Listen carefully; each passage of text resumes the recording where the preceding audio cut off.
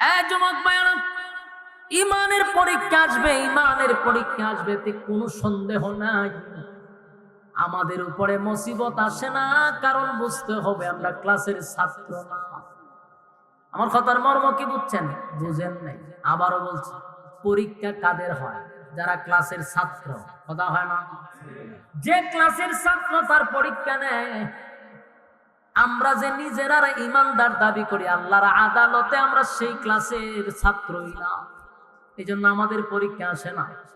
ইমানদারের উপরে যুগের পর যুগ পরীক্ষা আসছে এবং ইমানের পরীক্ষায় তারা ফার্স্ট ডিভিশনে পাস করছে। আর আমাদের উপরে কেন পরীক্ষা আসবে? আমরা তো ক্লাসের ছাত্রই না। কারণ 5 টাকার রং সার কাছে আমাদের ইমান বিক্রি হয়। এক কাপ চা খাওয়ালে ইমান কিনা যায়? এই জাতিরে কি সাবুক দিয়া বাইরানির দরকার আছে? আগুন দিয়া পুরানোর দরকার আছে? বুকে পাথর রাখার দরকার আছে? না না। 5 টাকার রং সার কাছে যার ইমান বিক্রি হয়, তারে পরীক্ষা নেওয়ার দরকার নাই। সে তো ক্লাসের ছাত্রই না। আমার যুবক ভাইরা, যারা পরীক্ষায় পাস করবে, কানাত লাহুম জান্নাতুল ফিরদাউসি নুজুলা, তাদের জন্য জান্নাতুল ফিরদাউস। তাই পরীক্ষা নিবে রে, পরীক্ষা দিতে হবে। ইমানের পরীক্ষা, ইমানের পরীক্ষা। আমার যুবক ভাইরা, আমিনু কামা আমানান নাস, ওই মানুষদের মতো ঈমান আনো যারা ঈমানের পরীক্ষা দিছে। সাহাবায়ে কেরামদের বুকের উপরে পাথর রাখছে, জিহ্বার মধ্যে পেরাক মারছে আল্লাহ আল্লাহ বলার অপরাধে। কেন আল্লাহ আল্লাহ বলল? এই জন্য তাদের জিহ্বা টান দিয়া পেরাক মারছে, কিন্তু একটা মুহূর্তের জন্য মালিকের নাম ডাকা বন্ধ করে নাই। কত সাহাবীদেরকে গাছের সঙ্গে বেঁধে মার সামনে সন্তানকে উলঙ্গ করে মারছে, সন্তানের সামনে মারে, লজ্জাস্থানে বর্ষা মারছে। এরপরও ঈমান দেয় নাই, জীবন দিয়া দিছে, ঈমান দেয় নাই, ঈমান দেয় নাই। এই জন্য আল্লাহ বলেন আমিনু কামা আমানান নাস, ওই মানুষদের মতো ঈমান আনো। ওই মানুষ কারা রে? তারাই তো সাহাবায়ে কেরাম। আমার যুবক ভাইরা, সাহাবীদের ঈমান। এই জন্য বেশি বেশি বেশি করে সাহাবায়ে কেরামদের জীবনী পড়বেন, তাহলে ঈমানি জজবা বাড়বে, ঈমান শক্তিশালী হবে। সাহাবায়ে কেরাম জীবন দিয়া দিছে, সব দিতে প্রস্তুত, কিন্তু ঈমান দিতে প্রস্তুত না। রোম রাজ্য তৎকালীন সময় ভারত মহাদেশের চেয়ে বড় ছিল। ভারত একটা মহাদেশ যত বড়, রোম রাজ্যটা ঠিক অত বড় ছিল। রোমের বাদশাহ, তার সবচেয়ে বেশি পাওয়ার ছিল। আমেরিকার যেমন পাওয়ার, তৎকালীন সময় রোম বাদশাহ যিনি, তার সৈন্যবাহিনী বেশি, তার অস্ত্র বেশি, তার আয়তন বেশি, তাই তার পাওয়ার বেশি। রোম বাদশাহ চিন্তা করল, মুসলমানরা যেদিকে যায় সেদিকেই শুধু বিজয় বিজয় বিজয়। মুসলমানরা অস্ত্র কম, বাহিনী কম, অস্ত্র কম, বাহিনী কম থাকার পরেও তারা যেদিকে যায় ওই দেশেই বিজয়ের পতাকা টাঙায়া দেয়। আশ্চর্য হয়ে গেছে রোমের বাদশাহ, কোনোভাবেই মুসলমানদের সঙ্গে পারা যায় না রে। ঘটনা কি? ওই রোমের বাদশাহ চিন্তা করে, গবেষণা করে যেটা পাইল ওইটা হলো, মুসলমানরা অস্ত্রের বলে যুদ্ধ করে না তো, মুসলমানরা অস্ত্রের বলে যুদ্ধ করে না, বাহিনীর বলে যুদ্ধ করে না। তাহলে কিসের মাধ্যমে যুদ্ধ করে? মুসলমানরা যে যুদ্ধ করে এটা হলো ঈমানের শক্তিতে। সুবহানাল্লাহ। এখন বদরের যুদ্ধের ইতিহাস আপনারা জানেন। আবু জাহেল কিন্তু অস্ত্র সহ প্রশিক্ষণ প্রাপ্ত সেনাবাহিনী, লোহার পোশাক পরিধান করে 1000 বাহিনী 313 জন সাহাবীর সঙ্গে মোকাবেলা করে কুচি কাটা করছে। সাহাবায়ে কেরাম কুচি কাটা করছে, আল্লাহ তাআলা 313 জনকে বিজয় দিছে। এদের অস্ত্রের কোনো শক্তি ছিল না, শরীরের কোনো শক্তি ছিল না। কারণ বদরের ইতিহাস পড়ছি রে, বদরের যুদ্ধে যারা অংশগ্রহণ করছে তাদের শরীরে কাপড় ছিল না, যুদ্ধের পোশাক ছিল না, অস্ত্র ছিল না। পেটে খাবার ছিল না, খেজুরের ডাল লইয়া নামছে, শরীরে কাপড় নাই, পেটে খাবার নাই। এরপর যুদ্ধে লাইমে আল্লাহ বিজয় দিছে।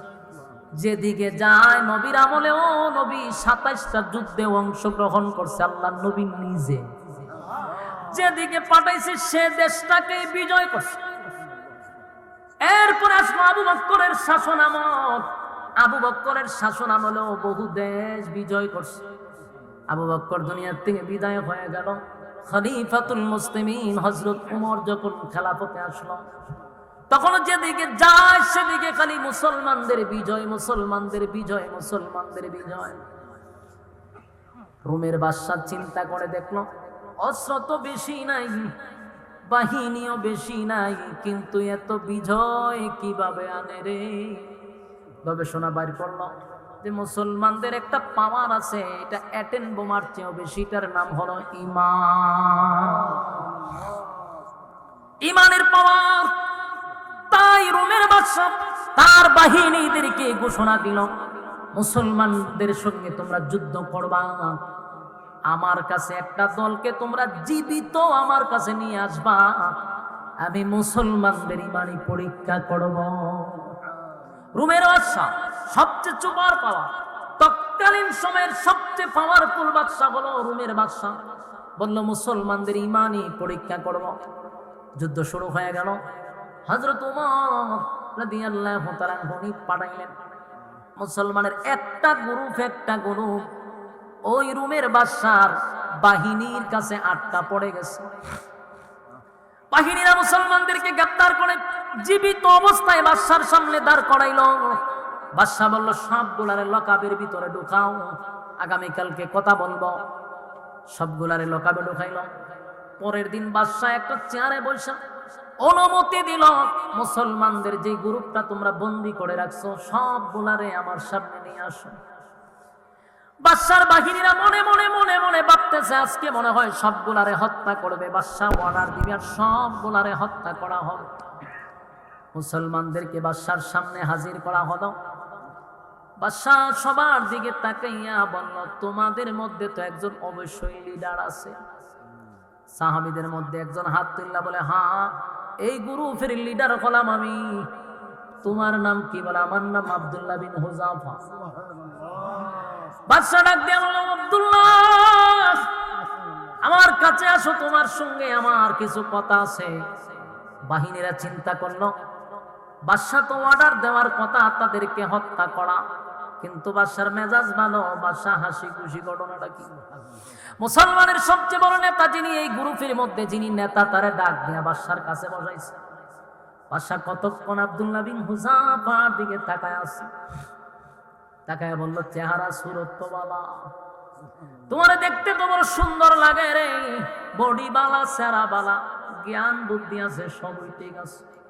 আমার মনটা চায় তোমার সঙ্গে একটু সুসম্পর্ক গড়ে তুলতে, তোমার সঙ্গে আত্মীয়তা করতে আমার মন চায়। কে হয়? বাদশা। আমার যুবক ভাইরা, প্রথমে খেয়াল রাখতে হবে, রোমের বাদশা কিন্তু মুসলমানদের ঈমানের পরীক্ষা নামছে। খেয়াল আছে তো? মাথায় রাখবেন, বাদশা কিন্তু ঈমানের পরীক্ষা নিচ্ছে। তাই আব্দুল্লাহ বিন হুযাফাকে বলল, এ আব্দুল্লাহ, তোমার চেহারা সুন্দর, বডি ভালো, সব ভালো, সব ভালো, তোমার সঙ্গে একটা সুসম্পর্ক তৈরি করতে মন চায় রে, কিন্তু মাঝখানে একটা বাধা আছে। বাধাটা হলো, তুমি মুসলিম, আমি হলাম অমুসলিম। মুসলিম আর অমুসলিমের মধ্যে তো সুসম্পর্ক হয় না। তুমি যদি আমার কিছু শর্ত মেনে নাও, আমি তোমাকে কিছু অফার দিব।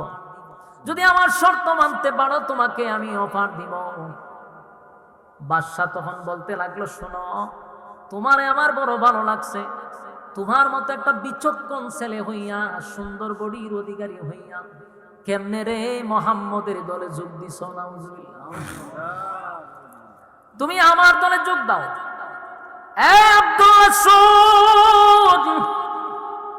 এই রাজ্যের বাদশা হলাম আমি। আমার একটা কন্যা সন্তান আছে, আমার কোনো ছেলে নাই, আমার একটা কন্যা সন্তান আছে। গোটা রাজত্বের মধ্যে আমার মেয়ের চেয়ে সুন্দর রূপসী আর কেউ নাই। আমার মেয়েটা বড় সুন্দর, আমি আমার এই সুন্দর মেয়েটারে তোমার কাছে বিবাহ দিয়া দিব। শুধু তাই নয়, যেদিন বিবাহ দিব সেদিন তোমার নামে এই রাজত্বের অর্ধেক আমি লিখে দিব। কেমন অফার! কথা কি বুঝতেছেন? আমেরিকার প্রেসিডেন্ট যদি আমাদের মতো কোন মৌলবীরে ডাক দেয়া নেয়, হুজুর আপনি হুজুরগিরি ছাইরা দেন, আমি ডোনাল্ড ট্রাম্পের মেয়েরে বিয়া দিব, আমেরিকার অর্ধেক আপনার নামে লিখে দিব। হুজুরের আমাদের ইমান আর থাকবো কিনা সন্দেহ আছে। কথা হয় না দি? কারণ আমাদের মধ্যে বহু হুজুর আছে রে ইমানের জন্য, একটা শেয়ারের জন্য ইমান বিক্রি করে, শেয়ার পাওয়ার জন্য ইমান বিক্রি করতেছে। এটা আমার মধ্যে আছে, আপনার মধ্যে আছে। এই জন্য আমার বিশ্বাস খুব কম। আল্লাহ যদি কাউরে ইমানের শক্তি দেয়, ওই বান্দার দ্বারাই সম্ভব, আর না হয় উপায় নেই। শেয়ারের কাছে আমরা বিক্রি হই, তাহলে আমি গ্যারান্টি কেমন দিব? ফতোয়া তো অনেক দিবা, ফতোয়ার অভাব নাই।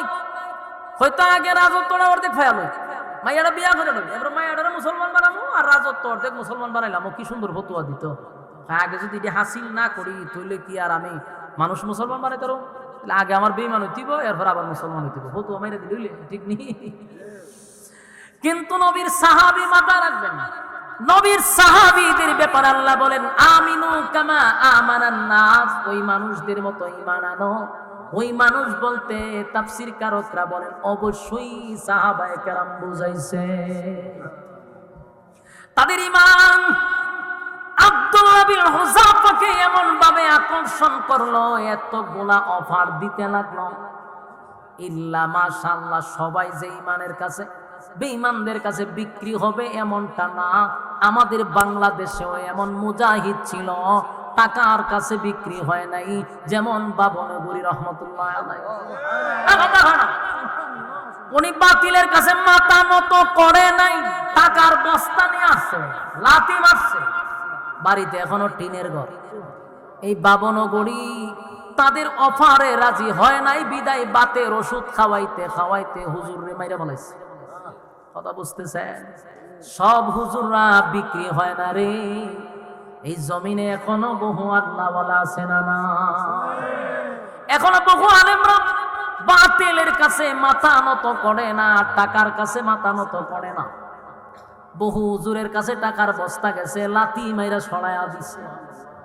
আবার বহু হুজুররা ওই নেতাদের কাছে বিক্রিও হয়েছে, আছে না নাই? সবাইরে এক পাল্লা বাই রাখলে চলবে না। এখনো পৃথিবীর জমিনে ভালো মানুষ আছে বিদায় আমার আল্লাহ জমিন টিকায়া রাখছে। ভালো মানুষ যদি না থাকতো, কসম খোদার এই জমিন থাকতো না, ইসরাফিলের সিংহায় দিয়া ধ্বংস করে দিত। আমার যুবক ভাইরা, আব্দুল্লাহ বিন হুযাফা তারে যখন লোভ দেখাইল, লালসা দেখাইল, দেখবেন যে কেউ আপনাকে তার বাগে নেওয়ার জন্য প্রথম অফার দেয়। কথা হয় না? অফার দেখো, গুলশান একটা বাড়ি পাইবেন, দেখেন চিন্তা করে দেন কিতা করবেন, আর একটা গাড়ি পাইবেন, আর বিদেশে ভ্রমণ করার জন্য কিছু টাকাও পাইবেন। সারা জীবন আপনার 14 গোষ্ঠী পায়ের উপরে ফাও তুল্লা খাইব, আপনি সিদ্ধান্ত নেন কিতা করবেন। প্রথম অফার দেয়। যখন দেখে হুজুর লড়ে না, হয় বেগম পার একটা বাড়ি ঘুরে দিব, তাও লড়ে না, তখন হয় তুলে আয়না করে ঢোকা। কথা হয় না?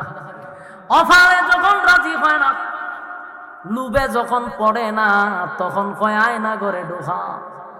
নাটক বানা, জঙ্গির নাটক বানায় তার আয়না করে ঢুকায় দেখে, কেন আমাদের অফারে রাজি হইল না, হুজুর কেন বিক্রি হইল না, তাই আয়না করে ঢোকা। আব্দুল্লাহ বিন হুযাফারে অফার দিছে, আমার মেয়ের বিবাহ দিব। 1 নাম্বার অফার।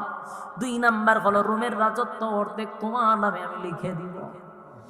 আব্দুল্লাহ বিন হুযাফারে যখন অফার দিতে লাগলো, আব্দুল্লাহ বিন হুযাফা কয় রোমের কুত্তা, তোর কথা কি শেষ? সুবহানাল্লাহ। রোমের বাদশা মানে মনে করেন এখনকার আমেরিকার সেই ডোনাল্ড ট্রাম্প আধা পাগল। তার যে পাওয়ার আছে এর থেকে বেশি পাওয়ার ছিল তৎকালীন সময় রোমের বাদশা। তার সামনে কোন দেশের বাদশা কথা বলার সাহস পাইতো না। কিন্তু আব্দুল্লাহ বিন হুযাফা এই বাদশার সামনে দাঁড়ায়া কয়, এ রোমের কুত্তা, তোর কথা কি শেষ? শেষ। তারপরে শোন, তোর মতো কুত্তার কথা আমার ঈমান আমি বিক্রি করব না। যখন দেখলো তার প্রস্তাবে রাজি হয় না, তখনই বাদশা কয় তার আয়না ঘরে ঢুকা। আয়না ঘরে ঢুকায়া দেখ, খানা দিবি না, পানি দিবি না। সাথী সঙ্গীদেরকেও যখন ঢুকায়া দিল জেলখানার ভিতরে, বিশেষ করে আব্দুল্লাহ বিন হুযাফা যখন তারে কুত্তা কইছে, বাদশার গায়রতে লাগছে, ইজ্জত নিয়ে টানাটানি। আমার এতগুলা মানুষের সামনে এমন বিশ্রী ভাষায় কথা বলল, আমি দেখে নিব তার ঈমান কত প্রকার ও কি কি। একটা ঘরের মধ্যে বন্দি করছে, যেখানে পানিও নাই, খাবারও নাই, পানিও নাই, খাবারও নাই। 1 সপ্তাহ পর্যন্ত 1 ফোঁটা পানিও দিল না, 1 ফোঁটা পানিও দিল না, খাবারও দিল না। একজন নর্তকী বানাইছে। নর্তকী শুনেন নি আপনারা? যারা না আছে এরা কিতাব হয় নর্তকী, বুঝেন? ওই যে মহিলারা পুরুষদেরকে আকৃষ্ট করে মঞ্চে নাচানাচি করে, যেমন মমতাজ। কথা কথা যেমন মমতাজ, 150টা মমতাজ এখন সংসদেও কথা কইছে এক সময়, ঠিক নেই? যার মূল্যায়ন ছিল মাত্র 150 থেকে 200 টাকা। ফুটপাতে গান গাইতো, মানছে 100-200 টাকা দিত। এই বেডি হয়ে গেছে সংসদে গিয়া গান গায়। বাংলাদেশ এটা তো কত উন্নত হয়েছে, চিন্তা করছেন? আমাদের দেশের পার্লামেন্টদেরকে নিয়ে মানুষ হাসাহাসি করত, যে একটা নর্তকী যদি পার্লামেন্টে বক্তব্য দেয়, 18 কোটি মানুষের বেজ্জতি করা ছাড়া আর কিছু না। মূর্খ মানুষ যদি উচ্চ জায়গা সংসদে, তাহলে কিয়ামতের একটা আলামত। রাসূল বলছেন, মূর্খরা যখন যোগ্যতার আসনে বসে কথা বলবে, বুঝে নিবা কিয়ামত খুব কাছে। কথা কেন? মমতাজের মতো বেড়ি এমন আছে। এরকম নর্তকী রুমের বাদশাহ ঈমান পরীক্ষা করার জন্য আব্দুল্লাহ বিন হুযাফার আয়নাগরের ভিতরে একটা নর্তকী পাঠাইছে। ও গিয়া তোর প্রতি আকৃষ্ট করবে, দেখ কি করে, ঈমানের পরীক্ষা নিতে। নর্তকী আব্দুল্লাহ বিন হুযাফার কাছে গিয়া যত অঙ্গ ভঙ্গি আছে যেগুলা করলে পুরুষ আকৃষ্ট হয়, তার কোনোটা বাদ রাখছে না, সব করছে। কইরা বাদশার কাছে আয়া কয়, আমরা কই পাঠাইছে? বলে গেছত না? বলে গেছিলাম তো। কই পাঠাইছে? মানুষ না জিন? আমার ভয় লাগছে। বলে কে রে? ওই একটা বারো আমার দিকে তাকাইছি। সুবহানাল্লাহ আছে না? আমার দিকে তাকাইলেন না, আমি আকৃষ্ট হইতো আমার প্রতি। হেতে যে আমি এত নাচলাম, এত খমর দুলাইলাম, কিন্তু একবারও চাইলো না। ভাষা কইটা কি কর? বলে হ। তাহলে নারীর চক্রান্ত শেষ। খানাও দেয় না, পানিও দেয় না। 1 সপ্তাহ পর্যন্ত খানা নাই, পানি নাই, পানি নাই, খানা নাই। আব্দুল্লাহ বিন হুযাফা মাটির সাথে একেবারে মিশে যাচ্ছে, কথা বলতে পারে না, শরীরে কোনো শক্তি নাই, এটা বসতেও পারে না রে। একজন ডাক্তার গিয়া ঢুকছে, ঢুকে পরীক্ষা কইরা বাদশার কাছে আইসা কয়, হুজুর এই মুহূর্তে যদি লোকটারে খাবার না দেন মারা যাবে। বাদশা কয়, মারা তো যেতে দিব না। খাবার দিছে, একটা প্লেটের মধ্যে শূকরের মাংস আর পানির বদলে মদ। বলুন দুটোটা পাক না না পাক? না পাক। খাবার শূকরের মাংস আর হইল মদ নিয়া যখন ঢুকছে, আর বলছে খাবার দিবার সময় বলবা যে এটার মাঝে মদ আর এটার মাঝে শূকরের মাংস। আব্দুল্লাহ বিন হুযাফার কাছে খাবার লইয়া গেল, গিয়া কইল, নাও খানা খাও, এটার মধ্যে শূকরের মাংস, এটা মদ।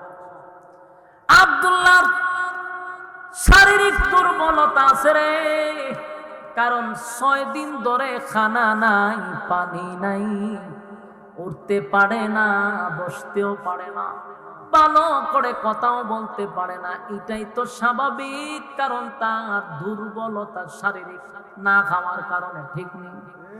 কিন্তু আমার জবাব দেন, আব্দুল্লাহর ভিতরে কি ঈমানের কোনো দুর্বলতা আছে?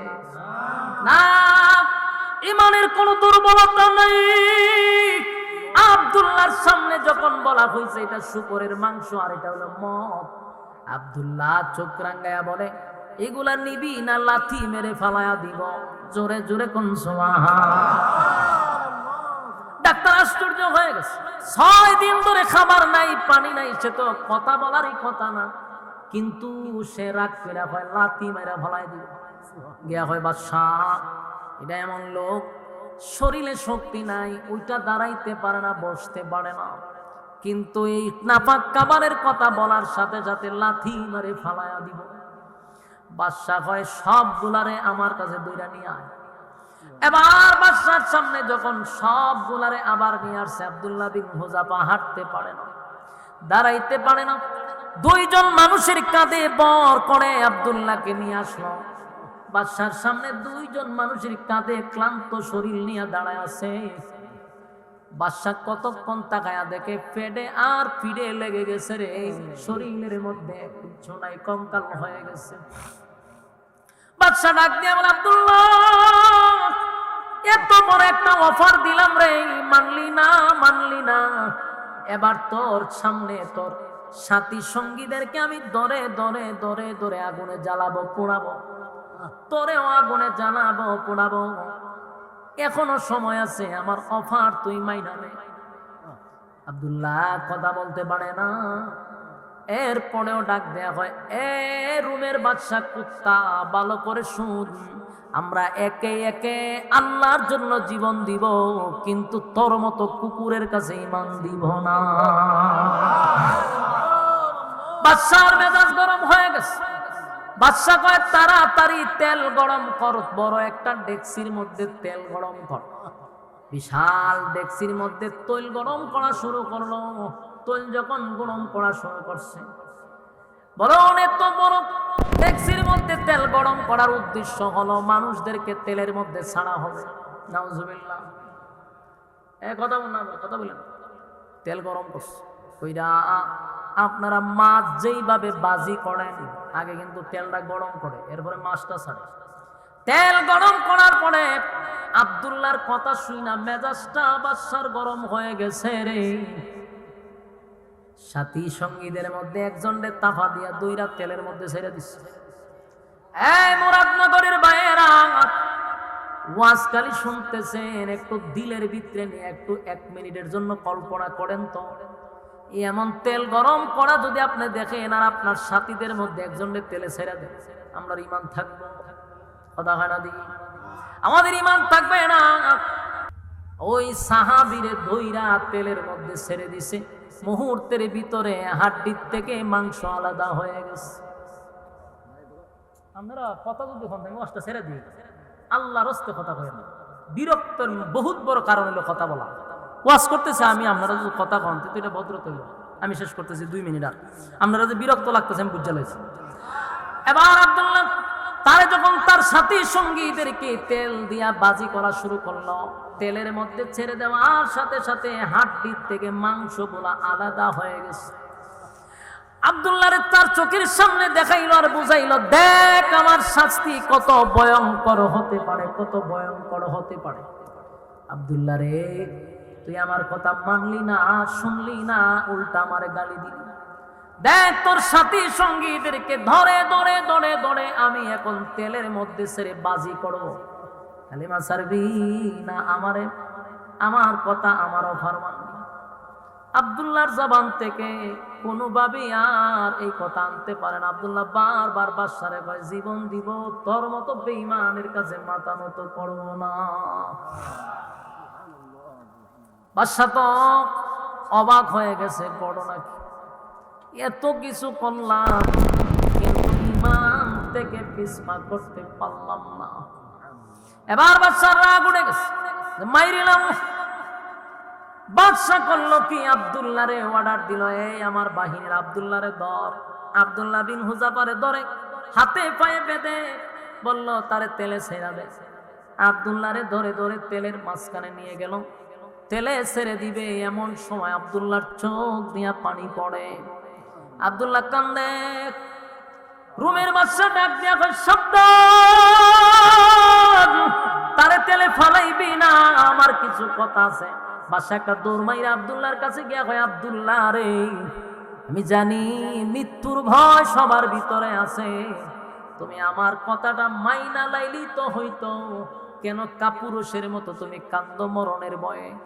আব্দুল্লাহ, আমি না তোমারে বললাম আমার মেয়ে বিবাহ দিব, রাজত্বের অর্ধেক দিব, এখন কাপুরুষের মতো মরণের ভয়ে তুমি চোখ দিয়া পানি ছাড়ো? এখনো সময় আছে। আব্দুল্লাহ বাদশার দিকে তাকাইয়া বলেন, এই রোমের কুত্তা, আবারও বলছি, আমি মরণের ভয়ে কান্দি না, মরণের ভয়ে কান্দি না।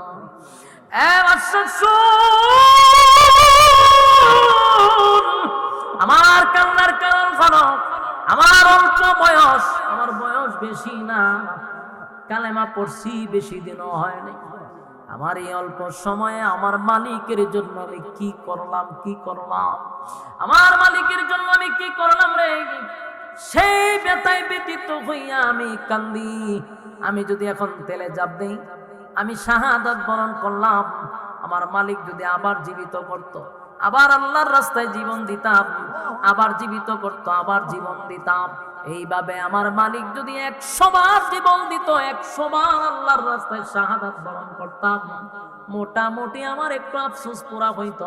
কিন্তু আমি কান্দি, আমি যে আর জীবিত হইয়া আবার মরতে পারবো না, আমি যে আর আল্লাহর রাস্তায় জীবন দিতে পারবো না, এই ব্যথায় ব্যতীত হইয়া কান্দি, মরণের ভয়ে কান্দি না, মরণের ভয়ে কান্দি না, মরণের ভয়ে কান্দি না। মুসলমান কোনদিন মরণের ভয়ে কাঁদতে পারে না। ইমানদার মরণের জন্য প্রস্তুত থাকে রে, ইমানদার মৃত্যুর জন্য প্রস্তুত থাকে। ইমানদার কোন সময় মৃত্যুর ভয় পায় না, মৃত্যুর ভয় পায় না। আমি কেন, কোন কারণে মৃত্যুর ভয়ে কাঁদবো? আমি কান্দি আমার মালিক রে, মালিকের জন্য আমি কি করলাম, সেই ব্যথায় ব্যতীত হইয়া কান্দি। যদি আমি আব্দুল্লাহ রে আগুনে জ্বালায়া পোড়ায়া দেই, আব্দুল্লাহ জিতে যাবে, আমি বাদশাহ হেরে যাব, বাদশাহ হেরে যাব। কারণ সে তো একবার মরতে চায় না, সে 1000 বার মরতে চায়। আমি যদি তার এখন মরতে দেই, সে জিতে যাবে, আমি হেরে যাব। তাই বাদশাহ সাবধান, তারে আর তেলে ফলাই দিনা। বাদশাহ এবার চিন্তায় পড়ে গেল, যে শর্ত দেই এটাই তো মানে না, আমি এখন তাদেরকে কেমনে ছেড়ে দেই, কি বইলা ছাড়ব? বাদশার তো একটা ইজ্জত আছে, আমি তাদেরকে ধরে আনছি শাস্তি দেওয়ার জন্য, এখন আমি কি বইলা তাদেরকে ছাড়ব? বাদশারও বুঝ আসছে যে জাতি এমন এক জাতি, জীবন দিতে প্রস্তুত, ইমান দিতে প্রস্তুত না। তাই ওই বাদশাহ বুঝতে পারছে আগামীর এই সব কিছু মুসলমানদের হাতেই চলে যাবে, কেউ তাদেরকে ঠেকাইতে পারবে না। কারণ অস্ত্রের বলে যুদ্ধ করে না, তারা ইমানের বলে যুদ্ধ করে। আমার যুবক ভাইরা, বাদশা ডাক দিয়া বলে, আব্দুল্লাহ, আমি তোমারে আগুনে পোড়াইব না, তোমার সাথী সঙ্গীদেরকে আমি ছেড়ে দিব, কাউরে আমি শাস্তি দিব না, কাউরে আমি বন্দী করব না। শুধু এতটুকু জানতে চাই, তুমি কি আমার কপালে একটা চুমু দিতে পারবা?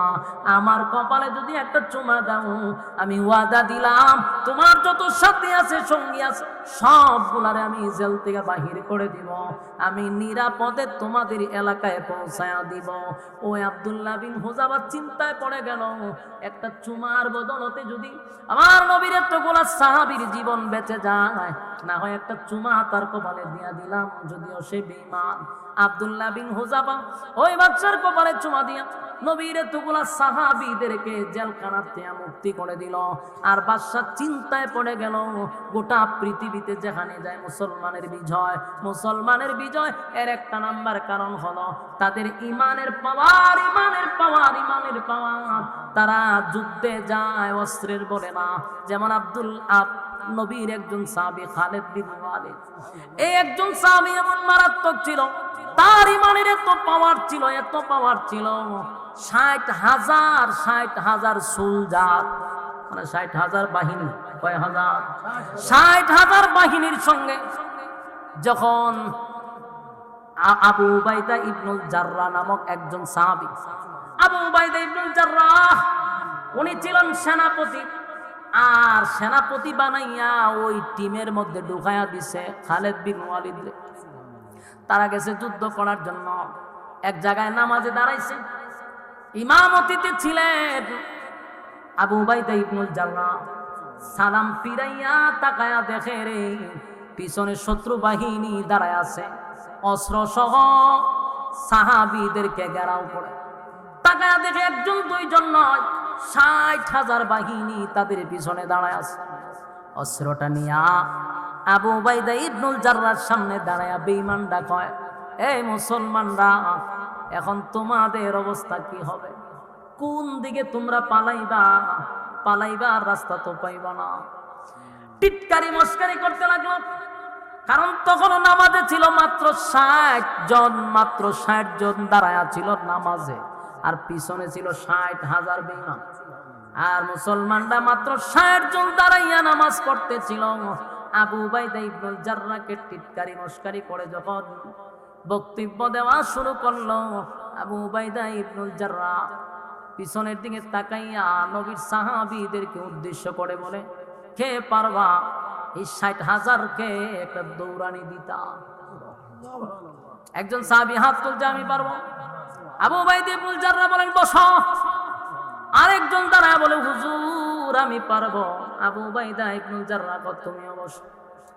তৃতীয় নাম্বার একজন হাত তুলছে, আবু উবাইদা ইবনুল জাররা কত, তুমিও বসো। চতুর্থ সময়ে একজন হাত বাড়াইছে পড়ে। আবু উবাইদা ইবনুল জাররা বলেন, আমি এতক্ষণ ধরে ভাবছিলাম আপনি কেন হাত তুলতেছেন না, আপনার অপেক্ষায় ছিলাম।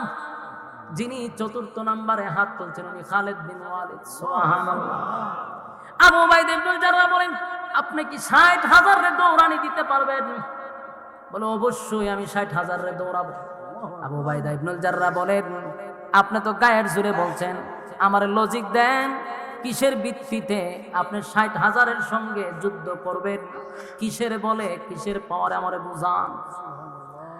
আবু উবাইদা ইবনুল জাররার সামনে ওই সাহাবী খালিদ বিন ওয়ালিদ বলেন, আমি আমার নবীর একটা কথা শুনছি। আল্লাহর নবী বলছেন, যারা বেঈমান, যাদের ঈমান নাই তারা মুর্দা। বলুন, যারা ঈমান নাই তারা কি? যারা ঈমান নাই, যাদের ঈমান নাই তারা মুর্দা, যাদের ঈমান আছে এরা জিন্দা। তাই আমার দিলের সাক্ষী দেয়, মুর্দা যদি কয়েক লক্ষ থাকে, আমি খালিদ বিন ওয়ালিদ তো একা জিন্দা। আমি যেহেতু জিন্দা, 5 লক্ষ যদি 10 লক্ষ যদি মুর্দা বেঈমান থাকে, আমার কোনো অসুবিধা নাই। জোরে জোরে কোন সুবহানাল্লাহ। আরেকটা আয়াত বলছেন, ওয়ালা তাহিনু ওয়ালা তাহজানু ওয়া আনতুমুল আ'লাউনা ইন কুনতুম মুমিনিন।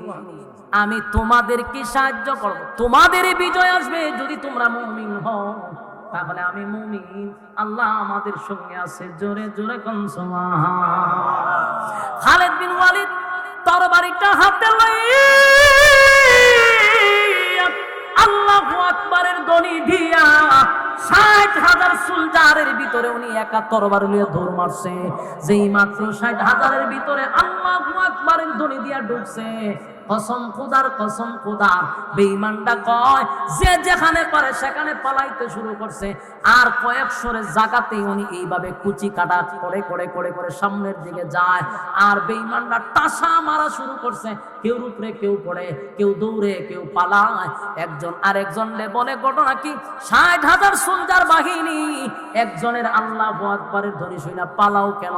বলে, পালাই না, আমরা আশ্চর্য হয়ে গেছি।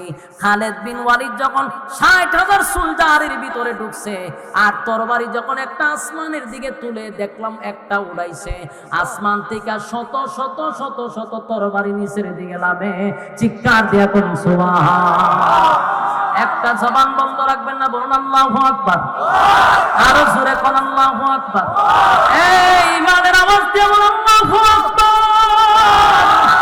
নবীজির সাহাবীদের ঈমান, আমিনু কামা আমানান নাস, আমিনু কামা আমানান নাস। এর অর্থ হলো সাহাবায়ে কেরামদের মতো ঈমান আনো। এই ঈমান আর নেকামল, ঈমান আর নেকামল দুইটা গুণে গুণান্বিত যারা, কানাত লাহুম জান্নাতুল ফিরদাউসি নুজুলা। এক নাম্বার হলো ঈমান, দুই নাম্বার হলো নেকামল। এক নাম্বার ঈমান, দুই নাম্বার হলো নেকামল। ওয়া আমিলুস সালিহাত, তোমরা নেকামল করো, নেকামল করো। নেকামল কোনটা রে? এই যে আপনারা এখানে বসছেন গভীর রাত্রে, আরামের ঘুম হারাম করে নরমাল বিছানাতে বসছেন, কোরআনের কথাগুলি শুনতেছেন, প্রতিটা হরফে হরফে 10টা করে নেকি আল্লাহ আপনি আমার আমল নামায় ঢুকায়া দিছে। জোরে কোন সুবহানাল্লাহ।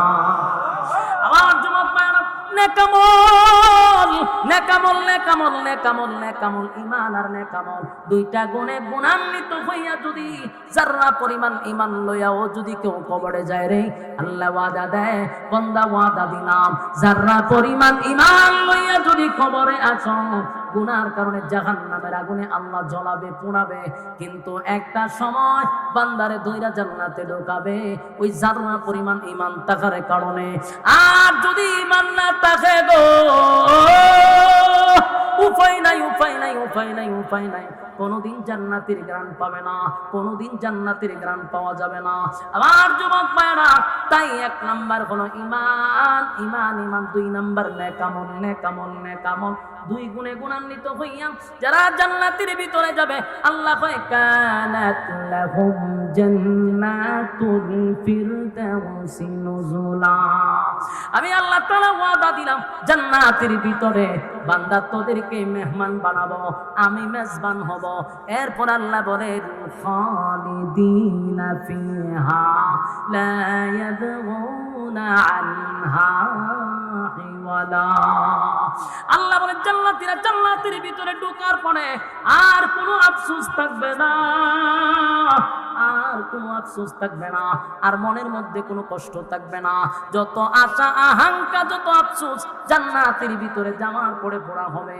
জেনে রাখবেন দুনিয়াতে কোনো মানুষের আফসোস পড়া হয় না, কোনো মানুষের আফসোস পড়া হয় না। গোটা পৃথিবীটাও যদি কাউরে দেওয়া হয় কোনোদিন আফসোস পড়া হবে না, কিন্তু জান্নাতে ঢোকার পরে বান্দা বান্দি আর কোনো আফসোস থাকবে না। আমার মালিক প্রত্যেকটা বান্দা বান্দি জীবনের তরে আফসোস মিটায়া দিবে। এক নাম্বার হলো মানুষ জান্নাতে যাবে তার মরণ নেই। দুনিয়াতে দেশের প্রেসিডেন্ট হোক, আমেরিকার প্রেসিডেন্ট হইল, মরণ আছে না নাই? জোরে কয় মরণ আছে, মরণ আছে, মরণ আছে। বুড়া হবে, মরণ আছে, মানুষ বৃদ্ধ হবে। আর জান্নাতের ভিতরে এক নাম্বার পুরস্কার হলো আর কোনদিন মরবেন না। এই নিয়ামত কারা কারা চান? দুইটা হাত তুলে দেখান। লিল্লাহে তাকবীর, লিল্লাহে তাকবীর। কয় গুণে গুণান্বিত? দুই গুণে গুণান্বিত হইলে পরে আল্লাহ জান্নাতুল ফেরদাউস দিবে। সবাই খুশি না বেজা? সবাই কি জান্নাতে হইতে চান? বিসমিল্লাহ খান। ফকড়ার দোকান, দোকান সবাই ফকড়ার দোকান। সবচেয়ে বড় নোটটা বের করে মাদ্রাসা ছাত্র বেরো। কেউ খালি হাতে যাবেন না। জয় মাদ্রাসা ছাত্র বেরো না, কেউ খালি হাতে যাবেন না। আপনারা দুয়ার আগে যতটুক পারেন দিয়া শরিক থাকবেন। দুয়ার মধ্যে কিছু দিয়া শরিক হইলে দোয়া কবুল হয়। মেহেরবানি করে, মেহেরবানি করে কিছু দিয়া শরিক হয়। আরে বইয়া রইছে সব বিজা মিজা, সব সালাক সতর এক টন, সব বিজা বইয়া রইছে। বই আমার ভাই আসে। হুজুর যদি সালাক না। أما بعد فأعوذ بالله من الشيطان الرجيم. بسم الله الرحمن الرحيم. এদিকে সালি, এদিকে সালি, খালি মামলত ধরি, খালি মামলত ধরি। কামের খাম নাই, এটাতে শীষ দিয়ে কইতারেন নি? এটা বন্ধ করেন না করে।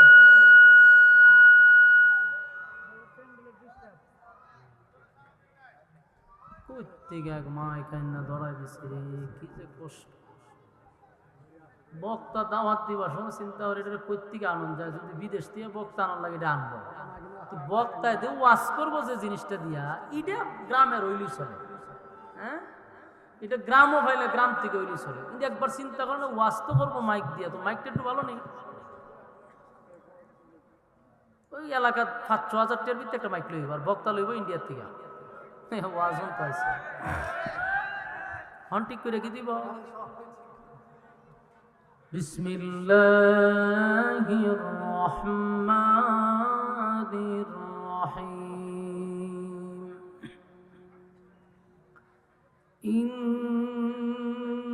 ইন্নাল্লাযীনা আমানু ওয়া আমিলুস সালিহাতি কানাত লাহুম জান্নাতুল ফিরদাউসি নুজুলা خالدين فيها لا يبغون عنها حولا قل لو كان البحر مدادا لكلمات ربي لنفد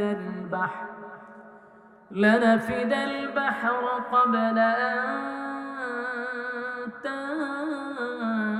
تنفد كلمات ربي ولو جئنا بمثله مددا قل إنما أنا بشر مثلكم يوحى إلي أنما إلهكم إله واحد فمن كان يرجو لقاء ربه فليعمل عملا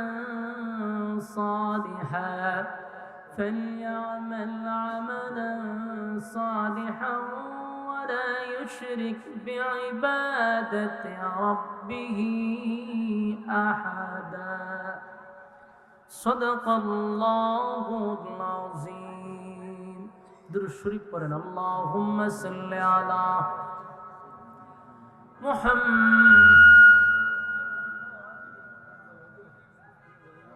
محمد وعلى آل محمد كما صليت এটা আইসক্রিম বেচবেন বাজার আপনি ওয়াজ করতেছেন কেন হ্যাঁ বাইরে ব্যানার হবেন আইসক্রিম বেচবেন এটা দিয়ে মাইবিল করতেছেন কা ইসলামী اللهم بارك على محمد وعلى آل محمد كما باركت على إبراهيم وعلى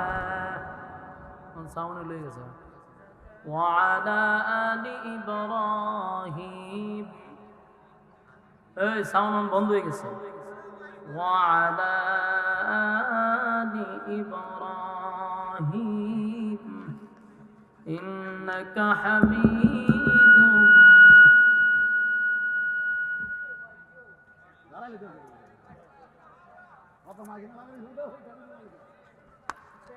মাইক ম্যানের দোষ দিয়া লাভ নাই, অনর্থক এরার কোনো দোষ নাই। কমিটির দোষেন ভালো হইব, নিজেরা দোষ নিজেরা স্বীকার করেন, মাইকের ম্যানের কোনো দোষ নাই। আলহামদুলিল্লাহ, সাতমোড়া হাফিজিয়া মাদ্রাসা, হাফিজিয়া আরাবিয়া মাদ্রাসা, হেলোটা কেন দেন, হেলোটা কেন দেন,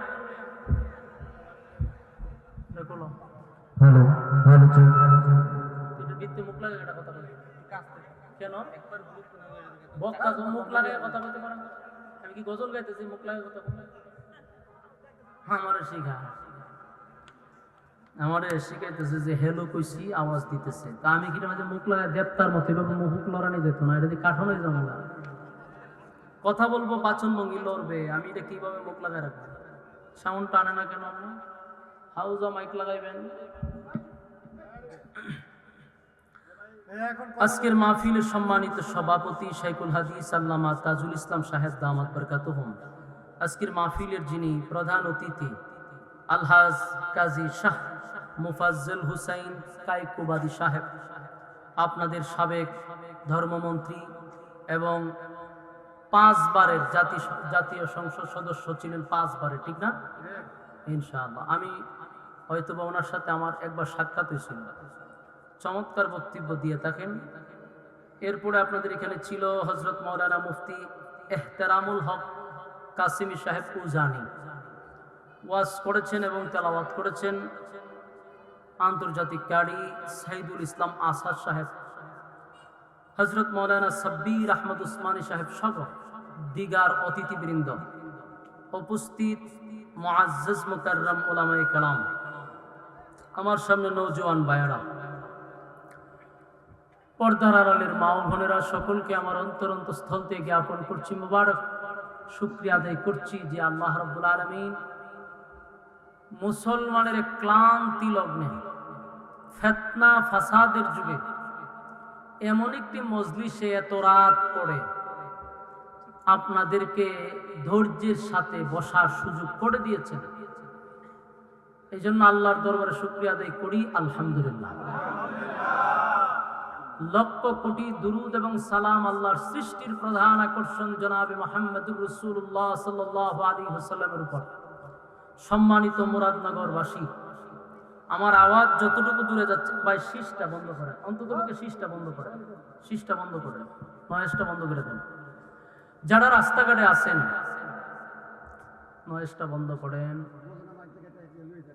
রাস্তাঘাটে যে সমস্ত যুবক ভাইরা দাঁড়িয়ে আছেন, আমি আপনাদের কাছে বিনয়ের সাথে বলছি, দেখেন, আমরা যদি আগামী কাল পর্যন্ত বাচ্চা থাকি, মনে করেন বেঁচে আছি, হায়াত আমাদের আগামী কাল পর্যন্ত আছে, তো আমরা কি আড্ডা মারতে পারবো না? কথা হয় না? বাচ্চা থাকলে তো গল্প করতে পারবো, আড্ডা মারতে পারবো, সময় অপচয় করতে পারবো, কিন্তু বেঁচে থাকলেও এই মাহফিলটাতে আগামী কালকে বসতে পারবো না। তাই বিবেকের কাছে এতটুকু প্রশ্ন করে আমরা প্যান্ডেলে চলে আসি যে আমরা যদি বাচ্চা থাকি আড্ডা তো মারতে পারবো, গল্পও করতে পারবো, আর যদি জীবনের শেষ রাত হয়ে থাকে তাহলে লাড্ডু মারবেন আপনারা। হ্যাঁ, জীবনের শেষ রাত যদি হয়ে থাকে তাহলে এমন একটা মজলিস পাওয়ার পরও আপনি আড্ডায় ব্যস্ত, এটার খেসারত তো দিতে হবে। এই জন্য মেহেরবানি করে প্যান্ডেলের ভিতরে চলে আসে। এই যে দাঁড়ায় রয়েছে, আমি যে বলতেছি, এরা চুল পরিমাণও লড়তে রাজি না, চুল পরিমাণও লড়তে রাজি না। কেন দাঁড়ায় রয়েছেন? এখানে কি সাপ খেলা দেখা নিব? প্যান্ডেলের ভিতরে বসেন। নাজালাত আলাইহিমুস সাকিনা, রাসূল বলেন উপর থেকে সাকিনা রহমত নাজিল হবে। এটা কি প্যান্ডেলের বাইরে এরার উপরে নাজিল হবে? নাজিল হবে না, প্যান্ডেলের ভিতরে বসেন। আরেকটা কথা বলি ভাই, আমরা আল্লাহর রাস্তায় সিস্টেম বন্ধ করেন, নাহলে মাইক ম্যানে ধরেন তো, এটা ধরেন বালা করে, শয়তান কোন মেজাজ গরম করতেছে। আমি বলছি শীষ বন্ধ করতে ফাজলামি শুরু করছেন, একটা মাহফিল ধ্বংস করছেন আপনি।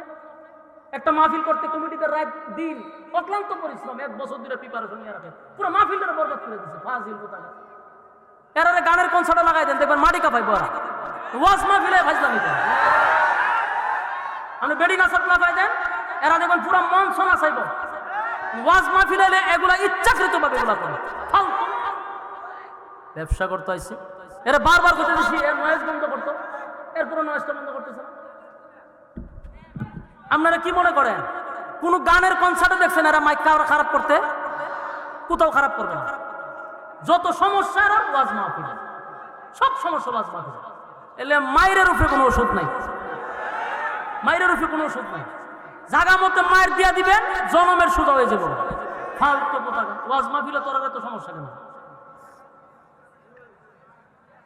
1 ঘন্টা ধরে একটা মাহফিল, একটা বছর লাগে একটা মানুষের প্রিপারেশন নিয়ে করতে, পুরো মাহফিলটা এরা ধ্বংস করে দেয়। জনমের ফিটানি ফিটামিনি দিবে বেয়াদব। 1 ঘন্টা ধরে বলতেছে আমার কথা শুনি না, হ্যাঁ এখানে ফু দেয়, ফু দিয়ে আমার বোঝা আওয়াজ হইতেছে। নয়েজ বন্ধ করার কথা কইছি, আয়া ফু দেয়। বসেন, পুরো মোট নষ্ট করে দিছে মাহফিলটা। মাদ্রাসার ছাত্রদের দস্তারবন্দি উপলক্ষে মাহফিল, মেহেরবানি করে আমরা বসে যাই। বসেন। আমি আপনাদের সামনে সূরা কাহাফ এর একেবারে শেষ অংশটুকু আমি আপনাদের সামনে তেলাওয়াত করছি। এই সূরা কাহাফের শেষ অংশটুকু আপনাদের সামনে তেলাওয়াত করছি। এই আয়াতগুলিকে সামনে রেখে আপনাদের সামনে কিছু কথা উপস্থাপন করতে চাই। ধৈর্যের সাথে আপনারা কথাগুলি শ্রবণ করবেন ইনশাআল্লাহ। একটা কথাও যেন আমাদের কোরআনের বাহিরে না হয়, প্রতিটা কথা যেন কোরআন থেকে হয়। শুনতে রাজি আছি ইনশাআল্লাহ? কারা কারা শুনতে রাজি আছে হাত তুলে। ওই যে প্যান্ডেলের বাইরে যারা বসে রয়েছেন চেয়ারম্যান সাহেবরা হাত তুলছেন নি? মাশাআল্লাহ, খুব আরামে আছেন আপনারা। এই মাশাআল্লাহ, হাত তুলেন তুলেন আর ইনশাআল্লাহ মোনাজাত পর্যন্ত ওয়াদা তো। যারা হাত তুলছেন মহা মুসিবতে আছেন, মোনাজাতের আগে যাওয়া যাবি নাই। ওয়াদা বরখেলাপ করা হলে মুনাফিকের খাসলত। উঠবেন মুনাফিক হইয়া যাবেন। আমরা স্লোগান দিব কেটা যায় রে, সবাই কইবেন মুনাফিক যায়। হ্যাঁ, জায়গা মতো বসেন। আমি যে আয়াতে কারিমা তেলাওয়াত করছি, এই আয়াতে আল্লাহ রাব্বুল আলামিন গোটা পৃথিবীর মানুষের কাছে দুইটা শর্ত দিছে। হ্যাঁ, কথা বলেন না, কথা বলেন। বলুন শর্ত কটা? দুইটা শর্ত দিছে। যদি এই দুই শর্ত কেউ মানে, আল্লাহ একটা সুসংবাদও দিছি। সুসংবাদটা আগে শুনি, তাহলে শর্তের উপরে আমাদের আকর্ষণ তৈরি হবে। সুসংবাদটা হইল কানাত লাহুম জান্নাতুল ফিরদাউসি নুজুলা। আল্লাহ বলেন জান্নাতের মধ্যে একটা ভিআইপি জান্নাত আছে, এটার নাম হইল জান্নাতুল ফেরদাউস। আল্লাহ বলতেছেন এই ফেরদাউসের মেহমান আমি বানাবো। আপনারা লাগাতে সুবহানাল্লাহ আসেনি? হ্যাঁ, মাঝে মাঝে কইেন। আল্লাহ নিজে বলতেছে আমি জান্নাতুল ফেরদাউসের মেহমান বানাবো। তাহলে আল্লাহ হবে মেজবান, আমরা হব মেহমান। সুবহানাল্লাহ, কত বড় সুসংবাদ এটা! যাদের ভিতরে ইমানি জজবা আছে এরার কাছে শুধু এই কথাটার গুরুত্ব আছে যে আল্লাহ হবে মেজবান আর আমাদেরকে বানাবে মেহমান। তবে দুইটা গুণে গুণান্বিত হইলে। বলুন গুণ কয়টা? হ্যাঁ, একটা হলো ইন্নাল্লাযীনা আমানু, ঈমান আনতে হবে। প্রথম নম্বর শর্তটা কি? ঈমান আনতে হবে। 2 নম্বর হলো ওয়া আমিলুস সালিহাত, নেক আমল করতে হবে। তাহলে ঈমান এবং নেক আমল এই দুইটা লইয়া যদি কবরে যাইতে পারেন, কানাত লাহুম জান্নাতুল ফিরদাউসি নুজুলা, আল্লাহ হয় মেহমান বানায় দিবেন। এখন এই কথাটা শোনার পরে আমাদের কাছে খুব সহজ লাগতেছে। শর্ত তো মাত্র দুইটা, ঈমান আর নেক আমল। ঈমান নেক আমল খুব সহজ না? এখানে যারা বসছেন সকলের দাবি কি? নিজেকে আমরা ঈমানদার দাবি করি। আমাদের দাবি কি? ঈমানদার। আরো জোরে বলেন, আমরা দাবি কি? এই ফ্যান্ডেলের একটা মানুষ কি নিজের বেঈমান দাবি করবে? করবে না। ফ্যান্ডেলের বাহিরে যারা বয়ান শুনতেছে এরাও কি নিজের বেঈমান দাবি করবে? না। আমি বক্তারও দাবি নিজে ইমানদার, আপনারারও দাবি ইমানদার, ঠিক না? আল্লাহ কি কইছে? ঈমান আনতে হবে। দেখেন তো আশেপাশে তো কয়েল ধরাইছে, কয়েল ধরাইছে আশেপাশে, অবশ্যই কোনো কয়েল ধরাইছে। হ্যাঁ, এই কয়েল ধরাইছে নিচে, সরান, এটা সরান। আশেপাশে কোনো কয়েল থাকতে পারবে না, আল্লাহর হস্তে অবস্থা খারাপ। লিবান না মাইক দিয়ে কইতাম, সরান, এটা সরান।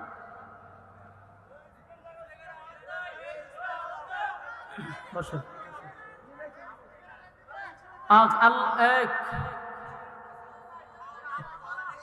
দুটোটা বন্ধ করে দিছে।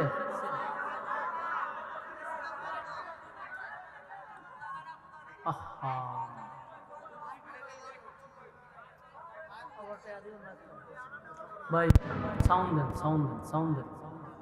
প্যান্ডেলে সাউন্ড দেন, বক্সে সাউন্ড দেন। প্যান্ডেলটা অন্তত কে চালু রাখেন।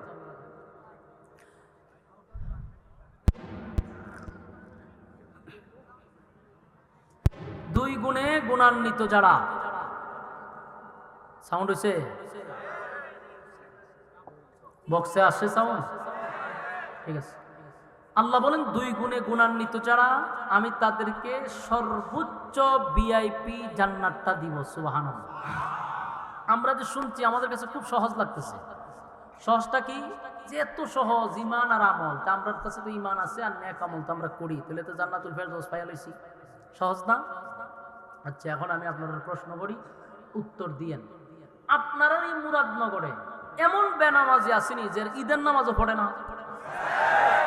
আছে?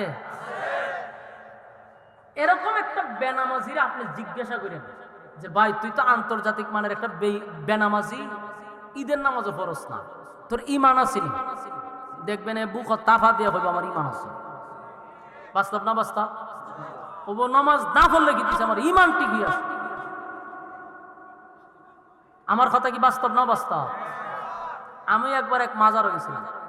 মাজারও গেছি বলতে মুখোশ টুকুশ লাগাইয়া, বেশি দিন আগে না, 2-3 বছর একটা উরুস চলতেছে। তা আমার মাহফিল এই রাস্তা দিয়ে আছে। তো কইলাম আরা জীবন তো আমি ওয়াজ করি ইতার ব্যাপারে, তো নিজে দেখার দরকার না? মুখোশ লাগাইয়া এরপরে গেছি। গিয়া ঘুরতে ঘুরতে দিয়ে আটকা দিই 8-10 জনের একটা গ্রুপ আছে। এই গ্রুপটার হাতের মধ্যে শিকল মিকল বক্কর সকরিতে এক জায়গা বসে লাল শালু মালু লাগাইয়া আর ধুমসে ধোয়া টানতেছে, অন্ধকার হয়ে গেছে। আমি দাঁড়া দেখে খারিয়া দিই মুসু শুদ্ধা হলুদ হয়ে গেছে, এমন টানা টানতেছে। একটার কাছে গিয়েছে গেলাম ইটা টানে চোখ লাল করে চাইছে, মানে প্রশ্নটা তো করছি এটা খুব বিরক্ত হয়েছে। জিগালাম ইমান আসেনি, এটি যে টানতা যে ইমান থাকবো নি, এতে লাভ দিয়া খারুইয়া ফারে না আমারে হে ধরে লিবে।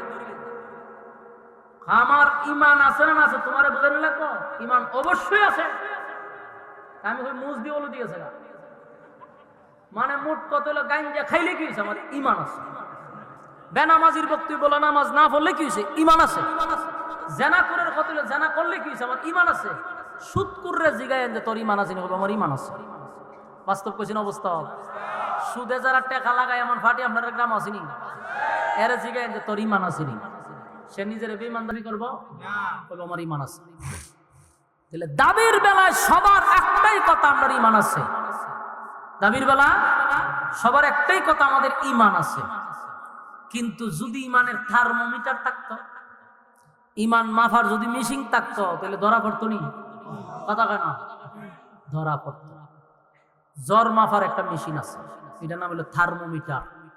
জ্বর দেখা যায় না, ছোঁয়া যায় না, কিন্তু বগলের নিচে কতক্ষণ রেখে ঠান্ডা বাইর করলো 160। হ্যাঁ, এটার নাম হলো থার্মোমিটার। আল্লাহ যদি খালি ইমান মাফার মেশিনটা ফাটাইতো তাইলে বক্তা আমি আইসি ওয়াজ করার লিখে, তখন বলে হুজুর ওয়াজ করবেন পরে আগে বগলের নিচে একটু আলগি দেন। দিলাম হইলে আলগি, ঢুকাই দিল থার্মোমিটার। কতক্ষণ পরে হয়তো হুজুর ইমান তো জিরো, আপনি কি ওয়াজ করবেন না ইমান বেজ্জুতি হয়ে যাইবেন। বক্তায় দৌড় রূপে থাকতো, ঠিক নেই। ফিরসা বাইসে ওয়াজ করতো, মুরিদ বাড়াইতো, হয়তো হুজুর মুরিদান বাড়াইবেন পরে আগে আপনার ইমানটা একটু মাইক পালো, বগলের নিচে আলগি দেন। ইমান ওই ফিরসাবের বগলের নিচে ঢুকাই দিত। কি ঢুকাইতো? থার্মোমিটার। বাইরে করে দেখতো ইমাম ফিরের ইমান জিরো। নেতায় এসে বুট চাইতো, হাত তুল্লা লাড়া দিতেছে, অমুক ভাইয়ের চরিত্র ফুলের চেয়েও পবিত্র, ঠিক না? কত ফান দেয়, ফুলের চেয়েও পবিত্র। ফুলের শরীরে দাগ আছে কিন্তু নেতার শরীরে কোনো দাগ নাই। তখন নেতায় হাত তুলতে তুলতে আটকা দেখতেন একজন একটা থার্মোমিটার আমি ঢুকাইছি। ঢুকাইয়া হইতো যে স্যার একটু কষ্ট করে হাত কাটেন, 2 মিনিট, 2 মিনিট পরে থার্মোমিটার বাইর করে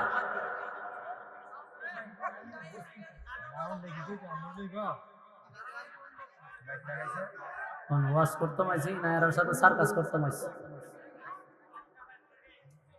বাইরে আল্লাহ রস্তে সাউন্ডটা ঠিক করেন, সাউন্ডটা ঠিক করেন।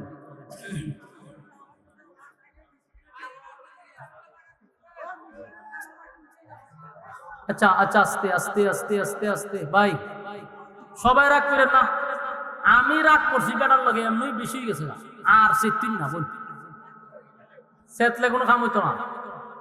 বসেন, আমরা একটু কথা না বলি, আস্তে আস্তে ঠিক করেন, ঠিক করেন। আমি যখন রাগ করছি আপনারাও যদি রাগ করেন একটা মানুষ মরে যাবো গা। আমি সেচ্ছি, আপনারা ঠান্ডা থাকেন, আপনারা যদি সেতেন আমি তো ঠান্ডা থাকতাম, তো চলতো। পরে কোন সময় অগল মিশিং মাসিং নিজে ফিরে লইব বেটা, সাফে ফিরে বেশি চাপ দিয়ে না থাক। আমি একটু বেশি কইছি, আমিও কইছি, আপনারা আর কইেন না। ঠিক করে যাবে, ঠিক করে লাও। অন আওয়াজ আছে নি? এই আস্তে আস্তে চাপ দিলে মাথা ওলা জ্বলে যাবে। মনোযোগ দা শুনেন। বলো নেতায় যদি হইতো আমি নেতাগিরি করবো, ইমান মাইপা যদি দেখতো জিরো, এই নেতারে বুট দিত। ইমান মাইপা যদি দেখতো জিরো, ফিরের কাছে মুড়ি দিত। ইমান মাইপা জিরো দেখলে বক্তার ওয়াজন তো। আল্লাহ আমাদের প্রতি কত দয়া করছে, এই মেশিন বাইর করছে না, মানে আমরা ইজ্জতের হেফাজত করছি। যদি আমরা আকাম প্রকাশ করতো আল্লাহ, তাইলে আমরা বাপ হইয়া সন্তানের সামনে মুখ দেখাইতে পারতাম না, স্ত্রী স্বামীর সামনে মুখ দেখাইতে পারতো না, স্বামী তার স্ত্রীর সামনে দাঁড়াইতে পারতো না, নেতা তার সমাজের মানুষের সামনে দাঁড়াইতে পারতো না। আল্লাহ আমাদের কত ইজ্জত আর সম্মান, আমাদেরকে স্নেহের চাদর দিয়ে আল্লাহ ঘিরে রাখছে। এটা দিয়ে আল্লাহ বুঝাইলো, বান্দা নিজে নিজে শুধরায়া যা, নিজে নিজে শুধরায়া যা, আমি প্রকাশ করি না। তবে তোরা ইমানদার দাবি করছ, ইমানদার দাবি করলে চলবে না, ইমান আনতে হবে ওই মানুষদের মতো। ওই মানুষ কারা? আল্লাহ কোরআনে বলেন, আমিনু কামা আমানান নাস, আমিনু কামা আমানান নাস, ওই মানুষদের মতো ঈমান আনো যারা ঈমান আনছে, ঈমানের পরীক্ষা দিছে। এই আমিনু কামা আমানান নাসের ব্যাখ্যা হতে পারে সাহাবায়ে কেরাম। সাহাবায়ে কেরামদেরকে রব্বে কারীম বুঝাইছেন আমিনু কামা আমানান নাস, কারণ তারা ঈমানের পরীক্ষা দিয়া উত্তীর্ণ হইছে, দুনিয়ায় থাকতেই জান্নাতের সার্টিফিকেট পাইছে। সুবহানাল্লাহ। আমার যুবক ভাইরা, শুধু নিজের ঈমানদার দাবি করি, শুধু ঈমানদার দাবি করি, নিজের ঈমানদার দাবি করলেই হবে না। আমার মালিক কিন্তু দুনিয়ায় থার্মোমিটার না পাঠাইলেও মালিকের কাছে থার্মোমিটার আছে না নাই? আল্লাহ বলেন আমিনু কামা আমানান নাস, আমিনু কামা আমানান নাস, ওই মানুষদের মতো ঈমান আনো যারা ঈমানের পরীক্ষা দিছে। সাহাবায়ে কেরাম ঈমানের পরীক্ষায় উত্তীর্ণ হইছে, এমন কি আমার আল্লাহ তাদের প্রতি এমন খুশি হইছে রে, দুনিয়ায় থাকতেই তাদেরকে ঘোষণা দিছে তুমি জান্নাতি, তুমি জান্নাতি, তুমি জান্নাতি। সুবহানাল্লাহ। আমিনু কামা আমানান নাস এর ব্যাখ্যা আব্দুল্লাহ বিন তামের হতে পারে। আমিনু কামা আমানান নাস এর ব্যাখ্যা ফেরাউনের বউ আসিয়া হতে পারে। আমিনু কামা আমানান নাস ফেরাউনের ঘরের দাসীও হতে পারে, কারণ সবাই ঈমানের পরীক্ষায় উত্তীর্ণ। আমরা নিজেরা ঈমানদার দাবি করি গো, ঈমানদার দাবি করি, কিন্তু আল্লাহ বলেন যারা ঈমানদার তাদের উপরে পরীক্ষা হবে। বলুন কি হবে?